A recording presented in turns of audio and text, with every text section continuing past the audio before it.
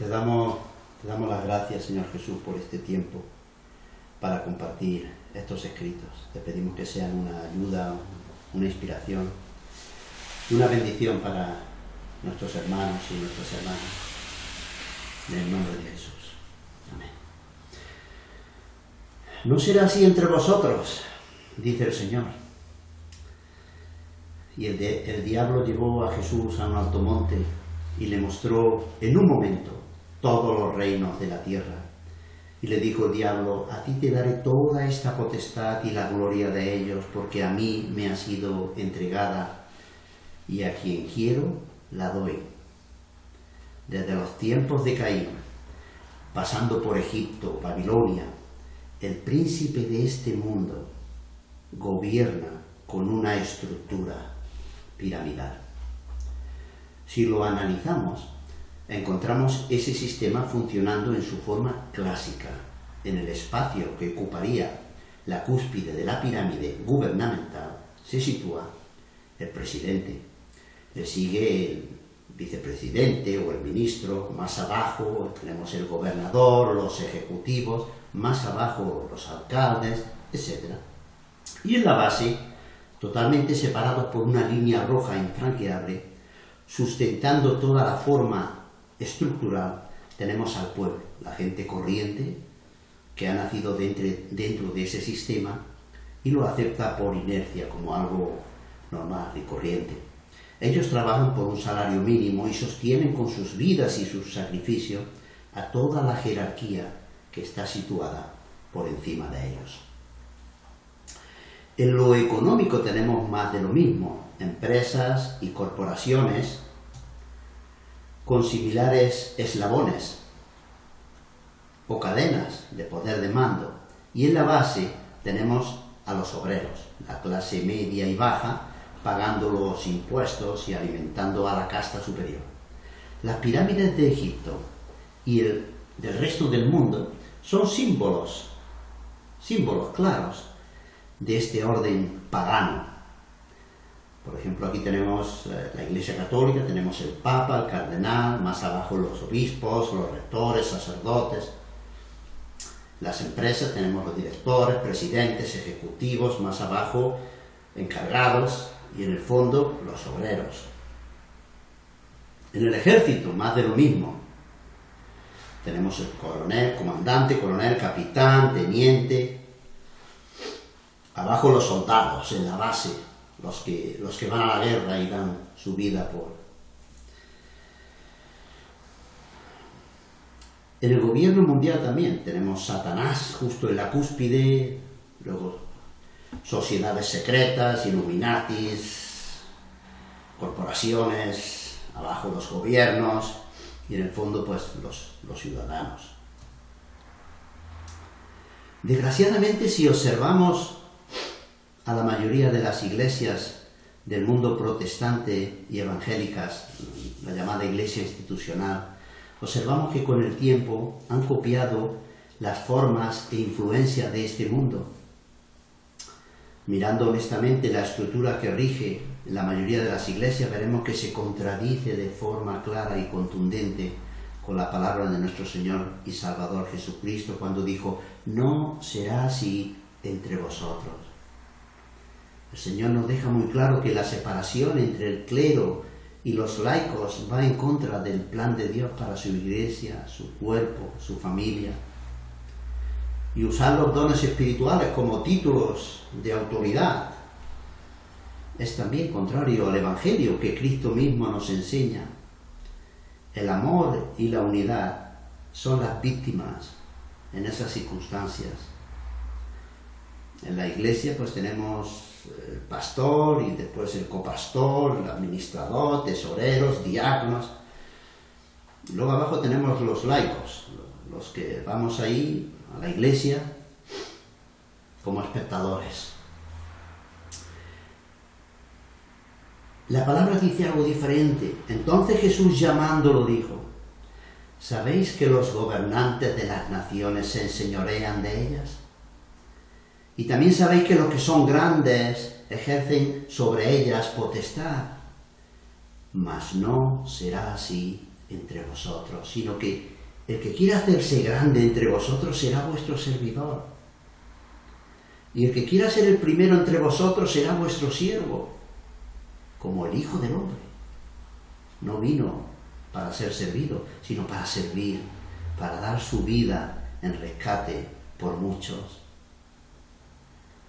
Jesús es la palabra de Dios y también nos dice: pero vosotros no queráis que os llamen rabí, porque uno es vuestro Maestro, el Cristo, y todos vosotros sois hermanos. No llaméis Padre vuestro a nadie en la tierra, porque uno es vuestro Padre, el que está en los cielos. Y no seáis llamados maestros, porque uno es vuestro Maestro, el Cristo. El que es el mayor de vosotros sea vuestro siervo, porque el que se enaltece será humillado, y el que se humilla será enaltecido.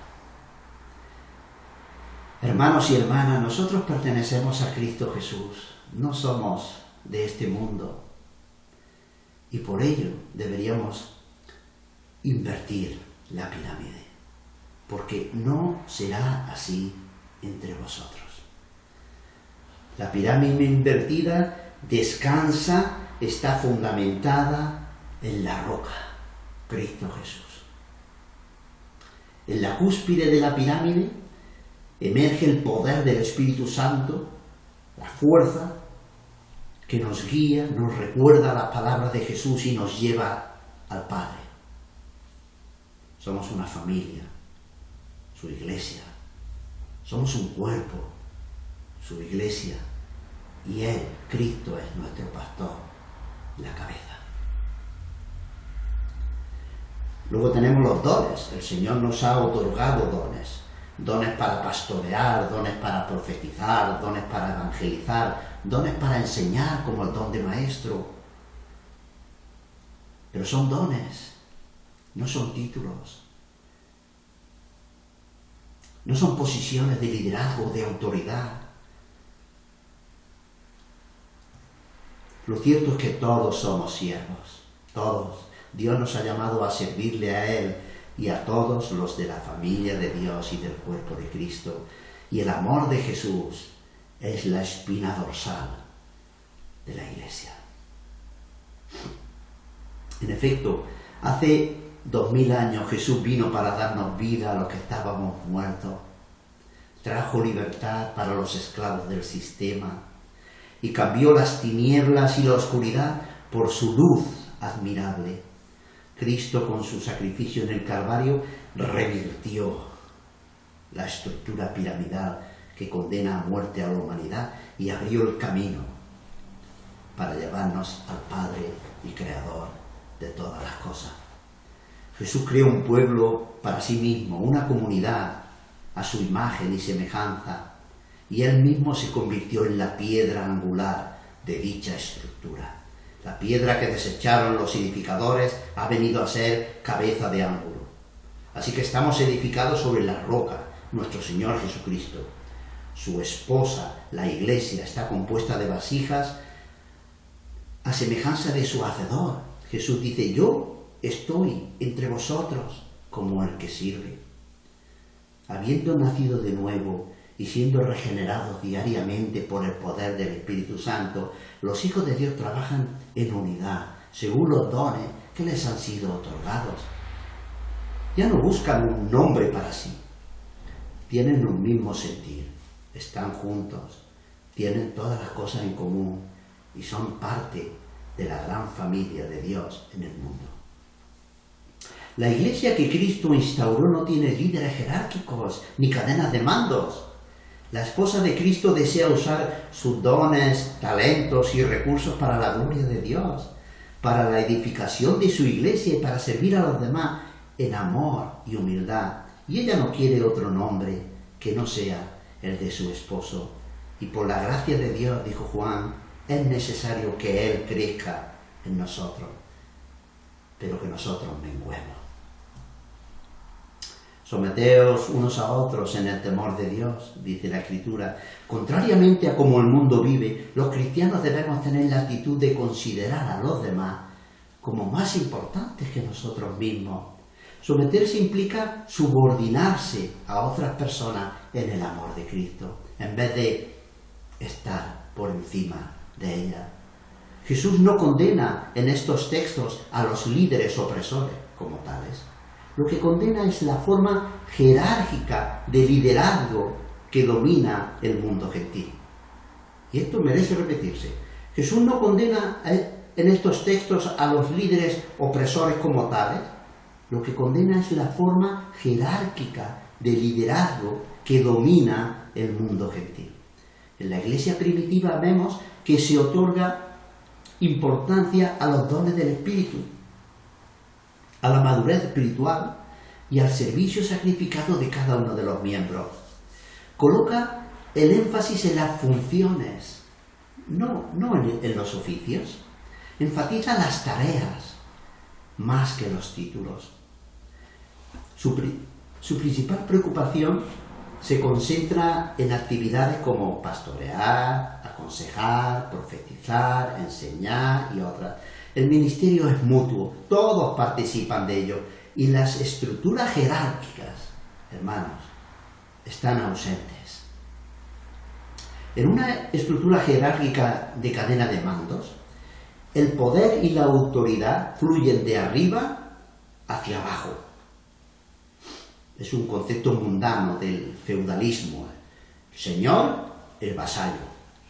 Jefe, el criado. El amo, el esclavo. Pero el Señor dice, no será así entre vosotros. Así que mientras que en el mundo los líderes operan en esa cadena de autoridad, en la iglesia el liderazgo fluye natural a partir de una humildad casi infantil, un servicio sacrificado. En el mundo importa el rango y la posición. La iglesia se basa en el carácter piadoso, amoroso. Cristo nos dio el ejemplo y lo resume así. El que es mayor deberá ser el servidor y deberá comportarse como el menor, en humildad. En el mundo la grandeza se mide por el poder externo y la influencia. En la iglesia, por la humildad y el servicio. En el mundo los líderes usan su posición para gobernar sobre otros. En la iglesia los mayores o los ancianos deploran las reverencias o los tratos especiales y se consideran ellos mismos como los menores, dando siempre la gloria a Dios por todo, porque Él la tiene, se la merece.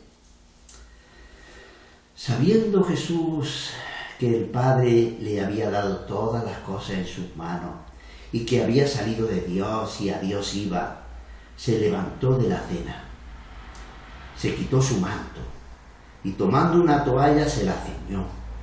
Luego puso agua en un lebrillo y comenzó a lavar los pies de los discípulos y a enjuagarlos con la toalla con que estaba ceñido. Así que después que les hubo lavado los pies, tomó su manto, volvió a la mesa y les dijo, ¿sabéis lo que os he hecho? Vosotros me llamáis maestro y señor y decís bien porque lo soy. Pues si yo, el Señor y el Maestro, he lavado vuestros pies, vosotros también debéis lavar los pies unos a los otros, porque ejemplo os he dado para que como yo os he hecho, vosotros también hagáis. De cierto os digo, el siervo no es mayor que su Señor, ni el enviado es mayor que el que le envió. Y si sabéis estas cosas, dice Jesús, bienaventurados seréis si las hiciereis. Gloria a Dios, preciosas palabras de Jesús. Dentro de la esfera religiosa se ven a los especialistas espirituales como gurús. Sin embargo, en el reino todos son hermanos de la misma familia. En la religión tienen títulos de liderazgo como maestro, padre, reverendo, pastor, obispo, ministro. En el reino no existen distinciones, ya que esos títulos oscurecen el honor que únicamente debemos rendir a Jesucristo. Y además desvanecen la revelación del Nuevo Testamento que prevé que todos los cristianos, hermanos y hermanas, seamos ministros y sacerdotes. Nos dice Pedro, mas vosotros sois linaje escogido, real sacerdocio, sois nación santa, pueblo adquirido por Dios, para que anunciéis las virtudes de aquel que os llamó de las tinieblas a su luz admirable. Vosotros que en otro tiempo no erais pueblo, pero que ahora sois pueblo de Dios, que en otro tiempo no habíais alcanzado misericordia, pero ahora habéis alcanzado misericordia. Gracias, Señor. En el mundo religioso las posiciones son notorias. En el reino de Dios, los mayores o los ancianos encuentran su identidad al llevar la modesta toalla del servicio, la sencilla vasija de la humildad. En la religión, el liderazgo se arraiga en los títulos y las posiciones. En la Iglesia de Cristo, sin embargo, se fundamentan en la vida interior y en el carácter que el Espíritu Santo imprime en la vida de todos los creyentes, sin importar su sexo o su raza. Estos modelos de liderazgo al estilo piramidal de este mundo y de la religión establecida miman el ego y el orgullo de las personas. Y ello es totalmente incompatible con la simplicidad primitiva de la Iglesia orgánica y el reino revolucionario de Jesucristo. Este sistema impide el progreso del pueblo de Dios. Suprime el sacerdocio de todos los creyentes, quiebra la imagen de la Iglesia como una familia y también violenta el liderazgo del Dios Trino y establece severas limitaciones a la jefatura y conducción de Cristo. Y por todas estas razones Jesús lo dejó muy claro: hermanos y hermanas, no será así entre vosotros. Quizás la característica más sorprendente de las reuniones de la Iglesia primitiva era la ausencia de un oficiante humano. Jesucristo mismo conducía los encuentros a través de toda la comunidad de creyentes por medio del Espíritu Santo. Un espíritu de ministración de unos a otros, impregnaba toda la reunión. Nos llama la atención entonces que en el Nuevo Testamento utilice la expresión unos a otros casi 60 veces. Cada miembro asistía a la reunión con el conocimiento de que tenía el privilegio, el honor, la responsabilidad de contribuir con algo de Cristo. Podemos leer a través de todas las epístolas que cuando Pablo escribe a las iglesias, sus escritos, sus epístolas nunca van dirigidas a un líder, a un pastor, ni siquiera a un anciano, sino a toda la iglesia de Dios. Léelo. Porque toda la iglesia, cada uno de nosotros, es responsable de su crecimiento espiritual. El clero y los laicos, las dos partes, podemos ser culpables por igual de la dolencia que aqueja a la iglesia de hoy en día. El clero ocupa un lugar que no le corresponde y los laicos podemos caer en la trampa de querer un mediador visible que nos diga lo que Dios ha dicho. Es la naturaleza del viejo hombre que prefiere que el profesional, el jefe, el pastor, se cuide de todo, que nosotros seamos simples espectadores. El sistema clerical de la administración de la Iglesia es extremadamente popular.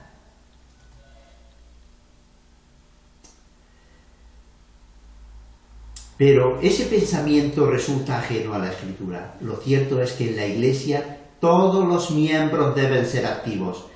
Aunque Dios comisionó a algunos para supervisar la obra y que esta obra se llevara adelante de modo eficaz, nunca estuvo en su pensamiento que la mayoría de los creyentes se dedicaran de forma exclusiva a los asuntos seculares y dejaran las cuestiones de la Iglesia a un grupo de especialistas espirituales, nos dice Watchman Nee. Robert Girard nos dice: dentro de la vida de la Iglesia tenemos completamente arraigado un sistema de doble casta que no resulta para nada bíblico. En este sistema se da una casta clerical pagada, de la que se espera que lleve a cabo el ministerio, y luego está la casta laica, que normalmente funciona como una audiencia. Los laicos están muy agradecidos y pagan por el desempeño del clero, de los líderes. Nadie espera demasiado de la casta laica, la más baja, excepto que asista como espectadora, diezme y de testimonio. Pero todos esperan mucho de la casta superior, la clerical, inclusive los propios clérigos, los propios líderes. El problema principal de todo este asunto es que la perspectiva bíblica sobre el ministerio contradice totalmente este sistema. Nuestro hermano Christian Smith también lo comenta. Podemos leer que la profesión clerical aparece como resultado de nuestra cultura humana y de la historia del hombre, y no del propósito de Dios para su Iglesia. Es simplemente imposible construir una justificación bíblica defendible para explicar la institución del clero tal y como la conocemos. La doctrina del Nuevo Testamento no descansa en la distinción entre clero y laicado, sino entre los dos pilares gemelos y complementarios del sacerdocio de todos los creyentes y los dones del Espíritu Santo. La dicotomía, la separación clero-laicado, es una transferencia directa que recibimos del catolicismo romano, y ello constituye uno de los obstáculos principales para que la Iglesia sea en verdad el agente del reino de Dios y el cuerpo de Cristo, dice Howard Snyder. Y Fran Viola nos comenta: este tema es muy serio, hermanos. El sistema clerical quebranta a muchos de los que ocupan posiciones de liderazgo. Los quebranta. ¿Por qué? La razón. Porque Dios nunca llamó a nadie a llevar la pesada carga de atender todas las necesidades de la Iglesia solo por sí mismo. Sin embargo, independientemente de las tragedias espirituales que esta profesión clerical genera, las masas continúan descansando e insistiendo en ella. Por esa razón, los así llamados laicos son tan responsables del problema del clericalismo como los clérigos. Este sistema mundano coloca al organismo vivo y palpitante que es la Iglesia de Dios, la coloca dentro de un chaleco de fuerza, copiado del Antiguo Testamento. Hermanos y hermanas, que Dios nos ayude a todos, y lo hará si acudimos a Él en arrepentimiento y si con amor y humildad compartimos este tema con los hermanos de la Iglesia. Nuestro Señor Jesús viene pronto y debemos prepararnos. Todos debemos participar y todos debemos crecer en la fe, porque los días son malos. Jesús dice que las cosas irán de mal en peor. Hermanos y hermanas, no se trata de ir a la iglesia los domingos. Se trata de ser la iglesia cada día, en tu casa, con los hermanos. Y cuando su esposa esté preparada, Él volverá a buscarnos. ¿Nos estamos preparando para esa acción maravillosa que viene? ¿Estamos alerta del mundo de las profecías? ¿Tenemos hambre y sed de justicia? ¿Somos parte de la banda de Gedeón? Ellos sostenían sus armas mientras bebían el agua del arroyo. y no se arrodillaban ante nadie. Aleluya. Toda la gloria es del Señor. Gracias Jesús. Hermanos, estamos en el mundo, sí, estamos en el mundo, en este sistema, pero recordamos sus palabras. No será así entre vosotros. Y oí como la voz de una gran multitud, como el estruendo de muchas aguas, y como la voz de grandes truenos que decía, aleluya, porque el Señor nuestro Dios Todopoderoso reina. Gocémonos y alegrémonos y démosle gloria, porque han llegado las bodas del Cordero y su esposa se ha preparado. Y a ella se le ha concedido que se vista de lino fino, limpio y resplandeciente, porque el lino fino es las acciones justas de los santos. Que Dios os bendiga, hermanos. Soy José Antonio Torres y puedes encontrarnos en quienteguía.com o en salvoporgracia.com. Un abrazo muy fuerte. Alabado sea el Señor y bendito sea su nombre. Amén. Hasta pronto.